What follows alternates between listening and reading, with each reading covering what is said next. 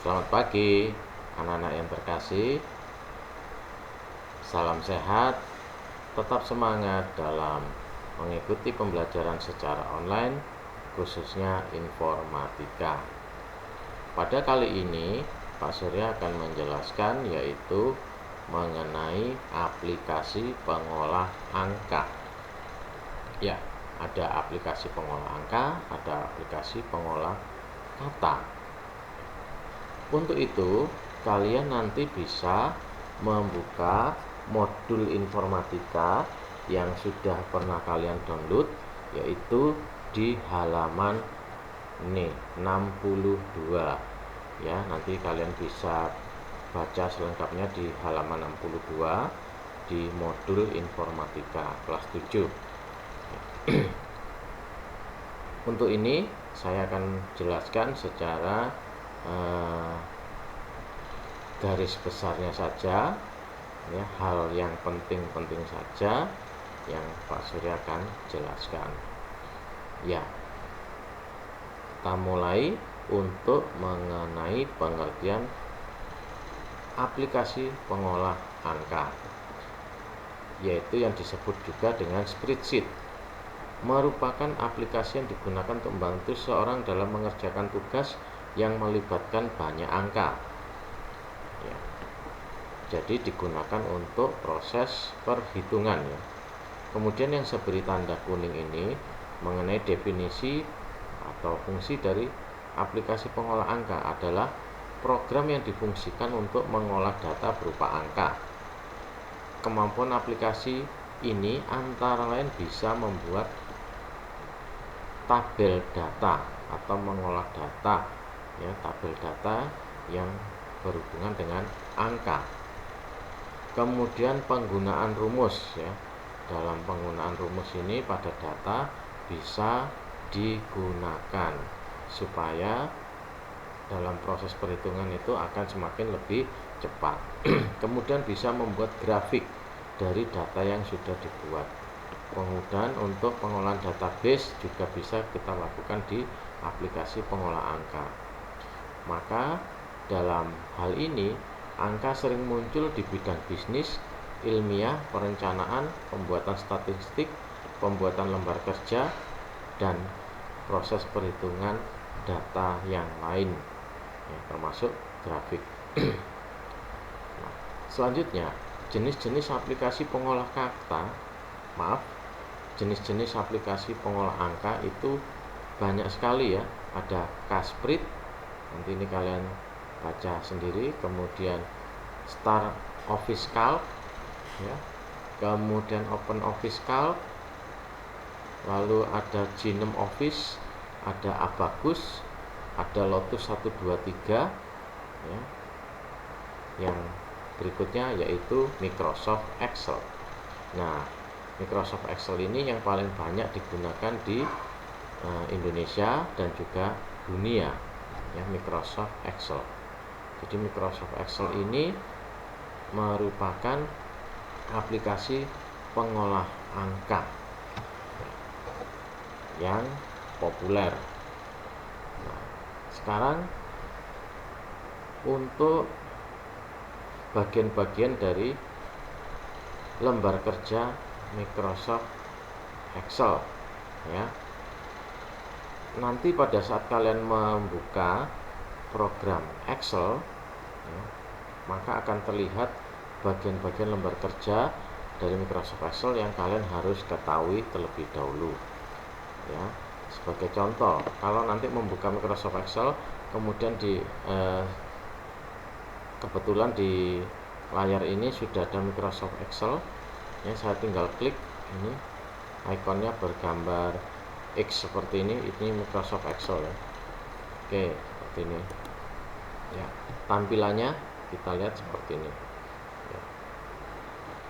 Kembali ke penjelasan tadi, bagian-bagiannya di sini Microsoft Excel itu ada tab ribbon, yaitu hal yang sangat perlu kita lakukan untuk ribbon, ya. Ini berisikan fungsi-fungsi atau menu, ya. Ribbon ini berisikan fungsi-fungsi menu, ya. kita lihat di sini tampilan dari ribbon itu ini, mulai dari file, home, insert dan sebagainya sampai dengan gambar kotak ini ya, semuanya ini semuanya yang satu dipakai mouse ini namanya ribbon ya. Kemudian ada di dalam ribbon itu ada tab home atau home tab ya, kemudian ada insert tab, ada page layout, ada formula, ada data. Kita lihat sekarang nih, ada home, insert, page layout, formula, data, review, view dan sebagainya ya. Ini namanya ribbon. Selanjutnya kita lihat pada setiap grup, pada setiap tab itu memiliki grup ya. Contoh home itu ada grup clipboard, ada grup font, alignment.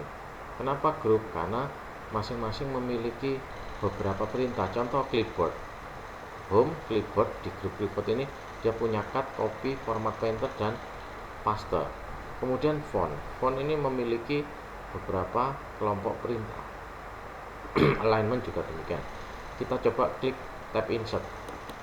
Insert memiliki beberapa grup, ada table, ada illustration, add-ins, chart dan sebagainya ya.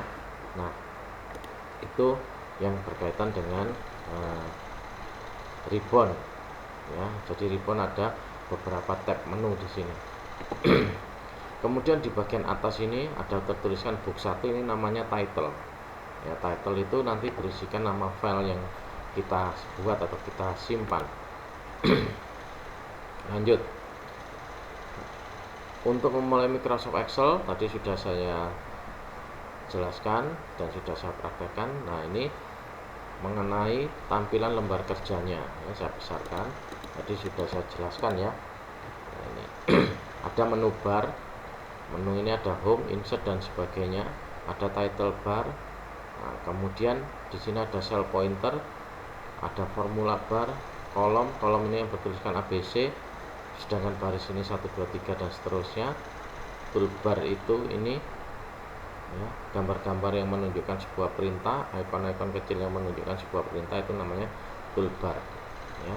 Scroll bar ini atau vertikal, scroll vertikal ya, itu untuk menarik layar ke atas atau ke bawah. Kemudian di sini ada tab lembar kerja. Kita coba lihat nih bagian-bagiannya. Ada, ini namanya kolom ABCD, sedangkan baris 1, 2, 3 dan seterusnya.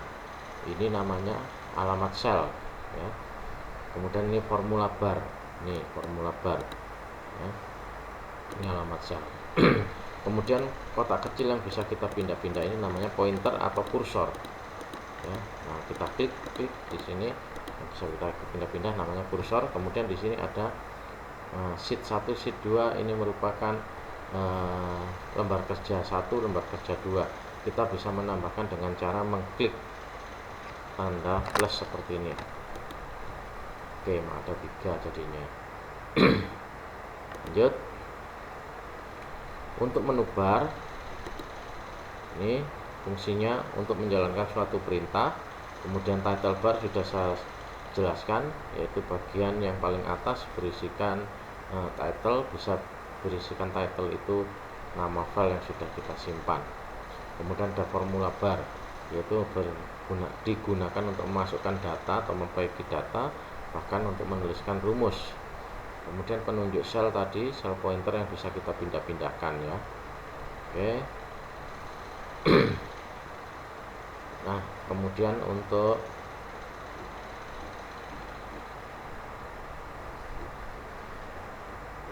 sel ya, dimaksudkan sel itu ini kotak. Satu kotak ini dinamakan sel. Sel itu adalah pertemuan kolom dan baris. Sebagai contoh, saya letakkan di kolom C baris kelima. Ini kita menyebutnya dengan sel C5. Di sini akan tertuliskan C5. Kalau kita letakkan di A1, kolom A baris 1, di sini tertuliskan A1. Kita menyebutnya sel A1. Jadi sel itu apa? Ya, sel adalah pertemuan kolom dan baris ya.